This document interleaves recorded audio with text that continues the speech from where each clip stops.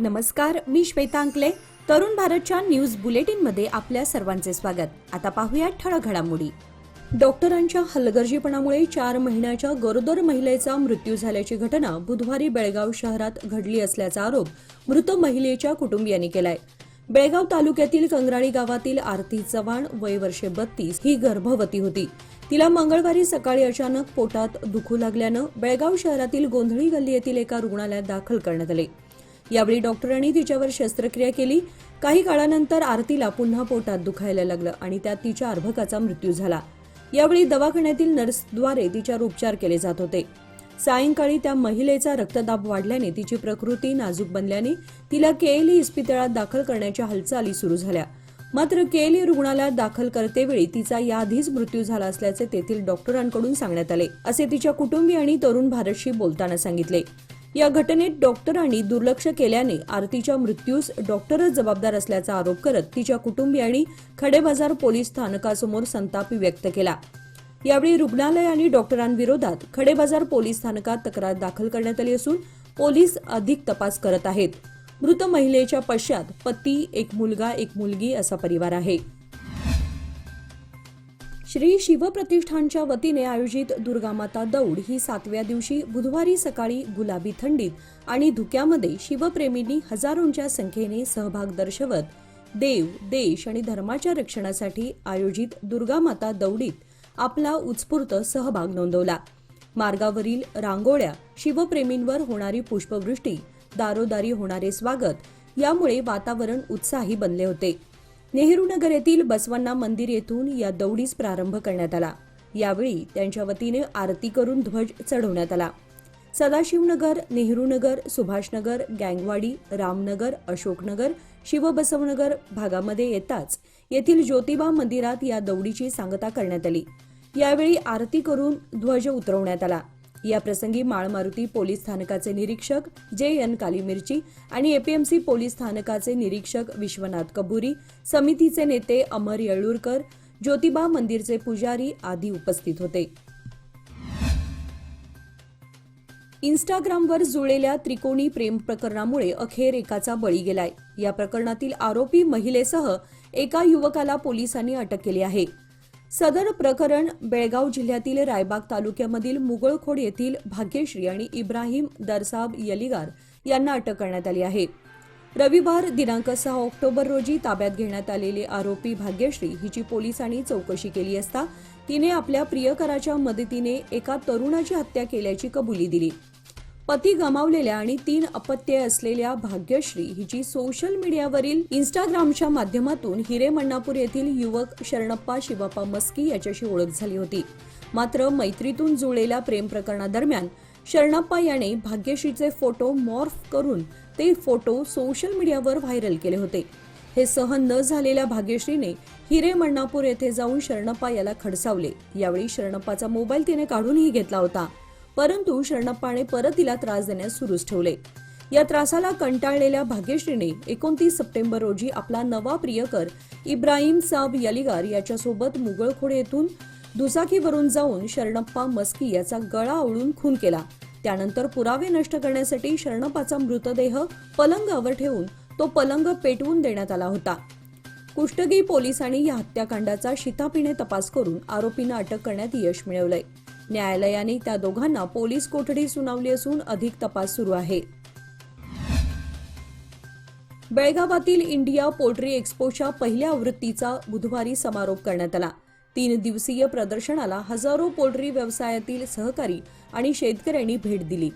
7, 8 आणि 9 ऑक्टोबर 2024 रोजी बेळगाव येथील गांधी भवन येथे इंडिया पोल्ट्री एक्स्पोचे थाटात उद्घाटन करण्यात आले होते. कुक्कुटपालनात होत असलेल्या नवनवीन संशोधनाबाबत ग्रामीण भागातील अनभिज्ञ कुक्कुटपालकांना आपल्या व्यवसायात विकसित होत असलेल्या नवीन वैज्ञानिक तंत्रज्ञानाची माहिती देण्यासाठी हे प्रदर्शन आयोजित करण्यात आले होते, असे आयोजकांनी सांगितले. यावेळी स्थानिक शेतकरी आणि कुक्कुटपालकांसह उर्वरित कर्नाटक, महाराष्ट्र, गुजरात, गोवा, मध्य प्रदेश, छत्तीसगड, उत्तर प्रदेश आणि हरियाणा येथील सुमारे 50हून अधिक कंपन्यांनी या प्रदर्शनात सहभाग घेतला होता. यात पोल्ट्री फीड, औषधे आणि उपकरणेबाबत पोल्ट्री उत्पादकांना आपलं उत्पादन आणि दर्जाबाबत माहिती देण्यात आली. या प्रदर्शनाचा मुख्य उद्देश अंडी आणि कोंबडीच्या सेवनाबाबत सर्वसामान्यांचे गैरसमज दूर करून त्यांची दैनंदिन आहारातील उपयुक्तता स्पष्ट करणे हा होता. शहरातील 3ऱ्या रेल्वे गेट नजीकच्या रस्त्याची आज खासदार जगदीश शेट्टर यांनी पाहणी केली. 3रे रेल्वे गेट ओव्हरब्रिज येथील 2ऱ्या लेनच्या रस्त्याचे कामकाज रखडले असल्याने या ठिकाणी भेट देऊन त्यांनी रखडलेल्या बांधकामाची पाहणी केली.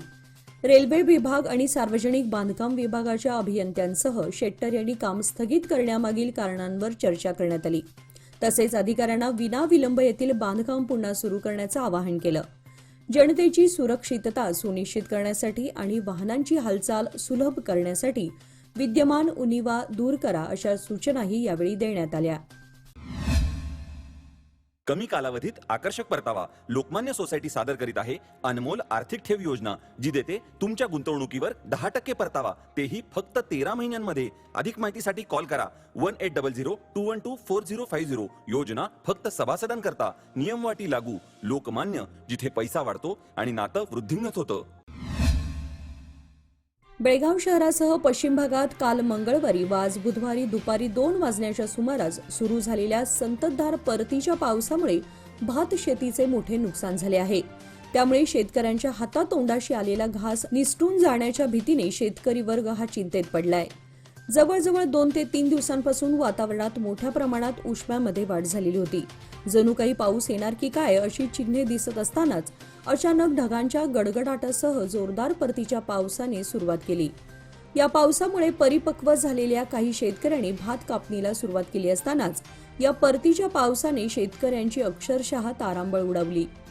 संपूर्ण भात शेती आडवी पडल्यामुळे शेतकरी वर्गाला नुकसानीला सामोरं जावं लागणार असल्यामुळे यापुढे शेती करायची की नाही अशा प्रतिक्रिया चिंताग्रस्त शेतकऱ्यांकडून ऐकायला मिळत आहेत. महाराष्ट्राच्या मुख्यमंत्र्यांनी सर्वपक्षीय शिष्टमंडळांना सोबत घेऊन पंतप्रधान नरेंद्र मोदी यांच्याकडे सीमा प्रश्न तातडीने सोडवण्याची मागणी करावी, यासाठी युवा समितीच्या वतीने महाराष्ट्राचे मुख्यमंत्री एकनाथ शिंदे यांना पत्र पाठवून विनंती करण्यात आली आहे. गेली 68 वर्षे बेळगावसह 865 गावे महाराष्ट्र राज्यात सामील होण्यासाठी लढा देत आहेत. आपण स्वतः या सीमा लढ्यात सक्रिय सहभाग घेऊन चळवळ जवळून पाहिली आहे. त्यामुळे या प्रश्नाबाबत आपण अवगत आहात. आपण महाराष्ट्राचे मुख्यमंत्री म्हणून आसनस्थ झाल्यानंतर हा प्रश्न लवकर सुटेल अशी आशा निर्माण झाली होती, पण ठोस अशी कोणतीही पावले उचलण्यात आली नाहीत, याबद्दल खंत वाटते. या पत्रात नमूद करण्यात आलं आहे. तरी आपण याकडे गांभीर्याने लक्ष देऊन निवडणुकीपूर्वी माननीय पंतप्रधानांची भेट घेऊन यासाठी प्रयत्न करावेत अशी मागणी या पत्राद्वारे करण्यात आली आहे, अशी माहिती महाराष्ट्र एकीकरण युवा समिती अध्यक्ष अंकुश केसरकर यांनी दिली. बेळगाव, खानापूर, रामनगर, अनमोड मार्ग, गोवा बॉर्डरपर्यंत एकूण 84 किलोमीटरपर्यंत कॉन्क्रीट रस्ता आणि बेळगाव जांबोटी, कणकुंबी, चोरला घाटापर्यंत 43 किलोमीटरच्या रस्त्यासंबंधी केंद्र सरकारशी करार झालाय. बेळगाव व गोवा राज्याला जोडणारे प्रस्तावित 2 रस्ते व्यापार, व्यवहार आणि मालवाहतुकीसाठी अतिशय उपयुक्त आहेत. मात्र दोन्ही रस्त्यांची अत्यंत दुरावस्था झाल्याने नागरिक आणि व्यापाऱ्यांच्या अनेक तक्रारींच्या पार्श्वभूमीवर आयोग विभागाच्या अधिकाऱ्यांची बैठक घेऊन प्रस्तावित 2 रस्त्यांची कामे तातडीने सुरू करण्याच्या सूचना यावेळी खासदार जगदीश शेट्टर यांनी दिल्या आहेत. राष्ट्रीय महामार्ग प्राधिकरण अधिकारी भुवनेश्वर कुमार, पवन आणि अधिकारी राजश्री जैनापूर या बैठकीला उपस्थित होते. नवरात्रोत्सवानिमित्ताने धार्मिक उपक्रमांबरोबरच सामाजिक उपक्रम शहरातील भोई गल्ली येथील श्री सार्वजनिक नवरात्र उत्सव युवक मंडळाने सातत्याने करत आला आहे. गेल्या अनेक वर्षांपासून हे मंडळ समाजासाठी तसेच परिसरातील व्यावसायिकांसाठी विविध कार्यक्रमांचे आयोजन करते. यंदाही मंडळाने नवरात्रोत्सवानिमित्त विविध धार्मिक कार्यक्रमांचे आयोजन केले होते. आज बुधवार दिनांक 9 रोजी सकाळी गणहोम, महाआरती व महाप्रसाद वितरण कार्यक्रम पार पडला. यावेळी हजारो भक्तांनी देवीचे दर्शन घेऊन महाप्रसादाचा लाभ घेतला. प्रसंगी लोकप्रतिनिधी व समाजसेवकांनी देवीचे दर्शन घेतले. मालवाहू बोलेरोने दुचाकीला ओव्हरटेक करताना दुचाकीला घासल्याने गाडीस्वार रस्त्यावर आपटल्याने यामध्ये त्याचा मृत्यू झालाय. बैलहोंगल तालुक्यातील चिक्कबागेवाडी येथे काल मंगळवारी रात्री दिनांक 8 ऑक्टोबर रोजी हा अपघात घडला असून राघवेंद्र कोलकार वय वर्षे 22 राहणार नागलापूर असे मृत्यू झालेल्या दुचाकीस्वाराचे नाव आहे. या प्रकरणी बोलेरो चालकाविरोधात बैलहोंगल पोलिसांनी गुन्हा दाखल केलाय। याबद्दल समजलेली माहिती अशी की बेळगावहून बैलहोंगलकडे निघालेल्या मालवाहू बोलेरोने राघवेंद्रच्या दुचाकी वाहनाला धडक दिली। यामध्ये राघवेंद्रच्या डोक्याला जबर मार लागल्याने त्याचा जागीच मृत्यू झाला। बैलहोंगल पोलिसांनी घटनास्थळी दाखल होत पंचनामा केला। उज्ज्वल भविष्याच्या गुंतवणुकीची सुरुवात लोकमान्य सोसायटी सादर करीत आहे मान्सून ठेव योजना, जी देते तुमच्या गुंतवणुकीवर 10.25% परतावा, तेही फक्त 500 दिवसांमध्ये। अधिक माहितीसाठी कॉल करा 1800-212-4050। योजना फक्त सभासदांकरता, नियमवाटी लागू। लोकमान्य, जिथे पैसा वाढतो आणि नातं वृद्धिंगत होतं। पूर्वी डिझेल वाहनांची वयोमर्यादा ही फक्त 10 वर्षे इतकी होती, परंतु आता त्यांच्या विक्रीवर बंदी घालण्यात येणार आहे। ऊर्जा संक्रमण सल्लागार समितीने सरकारला यासंबंधी एक अहवाल आणि प्रस्ताव सादर केला असून यात 2027 पर्यंत डिझेल वाहनांवर पूर्ण बंदीची शिफारस केली आहे। वृत्तसंस्थांनी दिलेल्या माहितीनुसार सतत वाढणाऱ्या प्रदूषणामुळे हा निर्णय घेण्यात आलाय, ज्यामुळे 2027 पासून डिझेल वाहनांच्या विक्रीवर बंदी आणून इलेक्ट्रिक वाहने वाढवण्याचा प्रस्ताव सादर केला आहे। यामुळे डिझेल वाहने तयार करणाऱ्या कंपन्यांना त्वरित आपले वाहनांची निर्मिती थांबवावी लागणार असून 2027 पासून या वाहनांची विक्री पूर्णपणे थांबवावी लागणार आहे। कोगनोळी तालुका निपाणी ग्रामदैवत श्री अंबिका देवीचा जागर उत्सव सोहळ्यानिमित्ताने गुरुवार दिनांक 10 रोजी दुपारी 3 ते 7 या वेळेमध्ये ठेवण्यात आला आहे। सदर बाजाराच्या निमित्ताने कोगनोळीसह सुळगाव, मत्तीवडे, हंचिनाळ, केयस, हनबरवाडी, दत्तवाडी, कुंभळकट्टी, सुळकूड, आडी, बेनाडी, अपाचीवाडी आदी भागातील व्यापारी उत्पादक वर्ग मोठ्या प्रमाणात भाजीपाला घेऊन विक्रीसाठी येत असतात। तरी व्यापारी वर्ग व नागरिकांनी याची नोंद घ्यावी असे आवाहन कोगनोळी ग्रामपंचायतीच्या वतीने करण्यात आलं आहे। धारवाड जिल्हा पंचायतीचे सदस्य योगेश गौडा यांच्या खून प्रकरणात आरोपी असलेले धारवाड ग्रामीणचे काँग्रेस आमदार विनय कुलकर्णी हे आणखी एका प्रकरणात अडचणीत आलेत। महिला शेतकरी नेत्यावर अत्याचार केल्याचा आरोप विनय कुलकर्णी यांच्यावर झाला असून बेंगळूरमधील संजयनगर पोलीस स्थानकात एफआयआर दाखल करण्यात आलाय। एका महिलेने आमदार विनय कुलकर्णी यांच्यावर अत्याचाराचा आरोप केला आहे। या संबंधी महिलेने बेंगळूरच्या संजयनगर पोलीस स्थानकात तक्रार दाखल केली आहे। 2022 पासून विनय कुलकर्णी यांच्याशी आपली ओळख आहे। अधूनमधून व्हिडिओ कॉल करून ते असभ्यपणे वागत होते असा आरोप यावेळी त्या महिलेने केलाय। गेल्या काही वर्षांमध्ये पडणाऱ्या मुसळधार पावसामुळे अनेक वेळा नद्यांना महापूर आला होता। या पुराच्या पाण्यातून अनेक जीवजंतू बरोबर आता भल्या मोठ्या मगरींचा वावर देखील नदी किनारी दिसून येत असल्याने शेतकरी, पशुपालक जीव मुठीमध्ये धरून शेतीकामे करत आहेत। याची प्रचिती गेल्या काही दिवसांपासून बेडकेहाळ येथील दूधगंगा नदीकाठावरील नदीच्या पुलाखाली शेट्टी, मोरे, माळी, अंभीमळगी, दादर परिसर, जनवाड कोपऱ्यामध्ये लहान मोठ्या मगरींचे वास्तव असल्याचे शेतकऱ्यांना आढळून आलं आहे।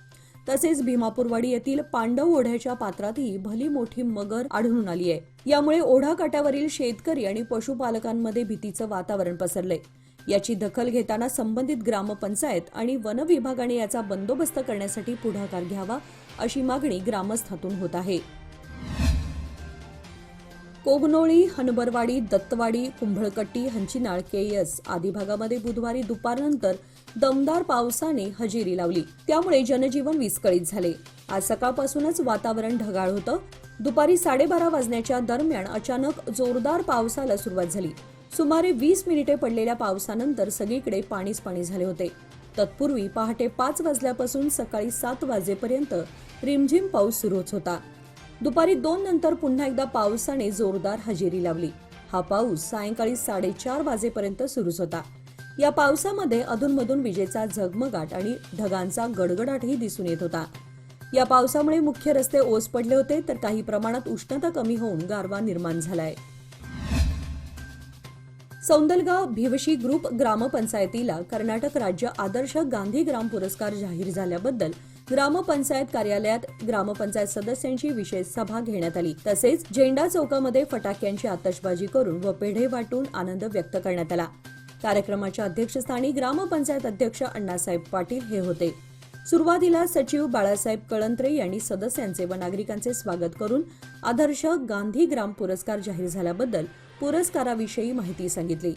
या पुरस्काराविषयी बोलताना ग्रामपंचायत अध्यक्ष अण्णासाहेब पाटील म्हणाले की सौंदलगाव भिवशी ग्रुप ग्रामपंचायतीला आदर्श गांधीग्राम पुरस्कार जाहीर झाला असून त्याला पंचायत सदस्यांसह कर्मचारी व नागरिक यांचे मोलाचे सहकार्य लाभले आहे. निपाणी तालुक्यातील 27 ग्रामपंचायतीमधून आपल्या ग्रामपंचायतीला जाहीर झालेला पुरस्कार हा मोलाचा आहे. याचबरोबर आजचे बातमीपत्र इथे संपले. अधिक माहिती आणि ताज्या घडामोडींसाठी पाहत रहा तरुण भारत न्यूज चॅनल. तसेच आमच्या चॅनलला लाईक, शेअर आणि सबस्क्राईब करायला विसरू नका. आणि विश्वासार्ह बातम्यांसाठी दररोज वाचा दैनिक तरुण भारत. धन्यवाद.